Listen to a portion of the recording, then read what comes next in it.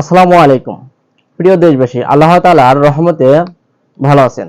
প্রথমেই আমি স্মরণ করছি ওই সকল শহীদ ভাই ও বোনদের যারা নিজের জীবন উৎসর্গ করে আমাদের এই স্বৈরাচারী সরকারকে পদত্যাগ করতে বাধ্য করেছেন। আমি শুভেচ্ছা জানাতে চাই আমার সকল মুক্তিকামী দেশবাসীদের প্রতি।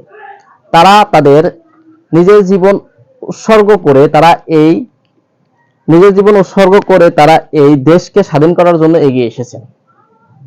পৃথিবীর বুকে যত বিদ্রোহ হয়েছে তা কোনো না কোনো দেশপ্রেমিক দ্বারা পরিচালিত হয়েছে। আমি আরো শুভেচ্ছা জানাতে চাই আমার প্রাণপ্রিয় ভাই ও বোন সমন্বয়কারীদেরও, কারণ তারা জানতো তাদের এই আন্দোলনে তারা শহীদও হতে পারত। তারা নিজের জীবন বাজি রেখে দেশের মানুষকে স্বৈরাচার শাসন থেকে মুক্তির জন্য দেশ ও জাতিকে একত্রিত করে অসহযোগ আন্দোলনের ডাক দেন এবং অনেক শহীদ এবং রক্ত। প্রিয় সমন্বয়কারী ভাই ও বোনদের প্রতি আমার একটাই বিশ্বাস থাকবে, তারা সকলের মতের বিনিময়ে একটি সরকার গঠন করবে, যে সরকার এর মাঝে থাকবে জবাবদিহিতা ও যে সরকারের মাঝে থাকবে স্বচ্ছ পরিচ্ছন্ন দেশপ্রেম। আমরা যুগের পর যুগ ধরে দেখে এসেছি যে সরকারি ক্ষমতায় আসুক সে সরকারই তাদের প্রতিনিধিত্ব করে যায়। যেমন তারা প্রশাসনকে নিজের পুতুলের মতো ব্যবহার করে। তাই আমরা চাইবো না আগামীতে যে সরকার আসুক তারা প্রশাসনকে পুতুলের মতো ব্যবহার করুক।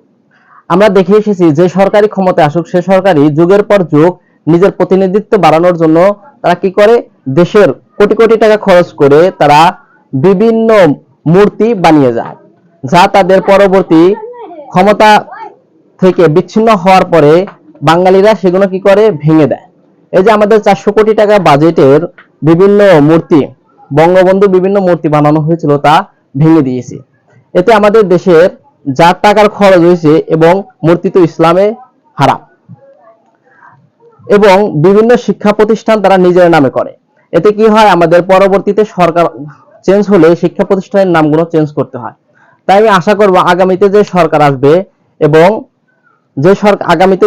আসবে তাকে আমরা এই সকল কার্যক্রম থেকে বিরত রাখতে ইনশাল্লাহ বাধা প্রদান করব। কারণ তারা ভাবে হয়তো একবার ক্ষমতায় গেলে আর তাদেরকে ক্ষমতা থেকে নামতে হবে না। তাই তারা নিজেদের মতো দেশকে পরিচালনা করার জন্য তারা তাদের বিভিন্ন স্যাম্বল রেখে যেতে চায়। যেমন তারা নিজেদের নামে বড় বড় শিক্ষা প্রতিষ্ঠান করে যায় এবং তা তাদের পরিবর্তন হলে তা পরিবর্তন করা দরকার হয়। যেমন বঙ্গবন্ধুর জন্য সারা বাংলাদেশে প্রায় 400 কোটি টাকা বাজেটে মূর্তি বানানো হয়েছিল, যা দেশের টাকা, এবং মূর্তিগুলো ভেঙে দেওয়া হয়েছে। আলহামদুলিল্লাহ, এটা খুবই ভালো হয়েছে, কারণ মূর্তি ইসলামে হারাম। তাই আমরা চাইবো যে এ সকল কাজ থেকে আগামী সরকারকে বিরত রাখতে এবং বিভিন্ন শিক্ষা প্রতিষ্ঠান জেলাভিত্তিক যেমন ইউনিভার্সিটি গুলো আছে তারা তাদের নামে করে। এতে কি হয়, আমাদের পরবর্তী সরকার চেঞ্জ হলে তাই শিক্ষা প্রতিষ্ঠানের নামগুলো চেঞ্জ করা খুবই দরকার হয়। এতে সকলের জন্য খুবই কষ্টদায়ক। যে সরকারই আসে সেই সরকারের আধিপত্য বিস্তার করতে চায়। যেমন টাকাতে বঙ্গবন্ধুর ছবি ইউজ করা হয়। এই টাকাগুলো এখন নতুন সরকার আসলে সে চাইবো কি, আমি যেহেতু সরকার তাহলে আমার ছবি ইউজ করতে। আমরা আগামী সরকারকে আহ্বান জানাবো এই সকল কাজ থেকে তারা যেন বিরত থাকে এবং প্রশাসন হবে জনগণের একমাত্র আত্মবিশ্বাস কেন্দ্রিক। তারা সকল বাধা উপেক্ষা করে মানুষের সেবায় নিয়োজিত করবে। আমরা বীরের জাতি বারবার তার প্রমাণ দিয়েছি। আমরা যে শাসন নিপীড়ন থেকে নিজেদেরকে মুক্ত করতে পারি তার প্রমাণ আমরা বারবার দিয়ে এসেছি। আমরা বীরের জাতি হওয়ার পরে আমরা পিছিয়ে থাকি, এর একমাত্র কারণ হচ্ছে দুর্নীতি। আমরা বারবার দুর্নীতিতে বিশ্ব চ্যাম্পিয়ন হই, এটা খুবই হতাশাজনক। এবং যে সকল ভাইরা আমাদের শহীদ হয়েছে সে সকল ভাইদের প্রতি আমাদের গভীর শ্রদ্ধা। আল্লাহ তাআলা তাদের জান্নাতের সর্বোচ্চ মাকাম দান করুক। আমি আশা করি যে সকল ভাইরা শহীদ হয়েছে তাদের জন্য এবং তাদের পরিবারদের জন্য আগামী সরকার কিছু একটা করে যাবে, কারণ তারা আমাদের জন্য নিজের তাজা রক্ত বিলিয়ে দিয়েছে। এবং সমন্বয়ক ভাইদের একটা আহ্বান থাকবে, তারা একটা জবাবদিহিতামূলক সরকার যেন গঠন করে দিয়ে যায়। কারণ আগামী সরকার যে এই সরকারের মতো হবে না তার কি প্রমাণ থাকবে। তাই আমাদের একটি লিখিত দলিল করতে হবে যে আগামী সরকার কি কি কাজ করতে পারবে।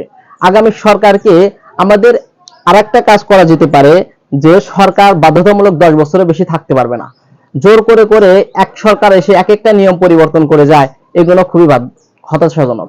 আমরা চাই আমাদের শিক্ষা ব্যবস্থা পরিবর্তন হোক, যে বাজে একটা শিক্ষা ব্যবস্থা, এই শিক্ষা ব্যবস্থাকে আমরা দেশের কোনো কিছুর কাজে ব্যবহার করতে পারি না।